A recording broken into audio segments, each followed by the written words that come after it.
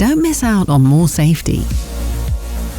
The parking collision notification and recorder, as part of the security assistant in BMW Operating System X, automatically informs you about impacts on your parked BMW, and it provides camera footage of the surrounding area after the accident. When you first open the Drive Recorder app, you can activate the parking collision notification by confirming the disclaimer and predefined settings. In the Settings menu, select Recorddings to adjust the video recording time after a parking collision. Go to Data Privacy and confirm notifications.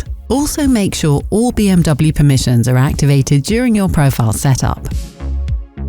Or in the Data Privacy menu to receive parking collision and video recording notifications. When you switch off and lock your BMW and an incident is detected, shortly after the trigger, the system automatically records the preset period of the video feed from all exterior cameras. Simultaneously, you get a push notification in the My BMW app. Open the Message Center for more detailed information. In the car, open the Drive Recorder app to view the video recording of the incident under Available Recordings. Press and hold the recording and select Export All to export the video files to a smartphone connected to the vehicle via Bluetooth.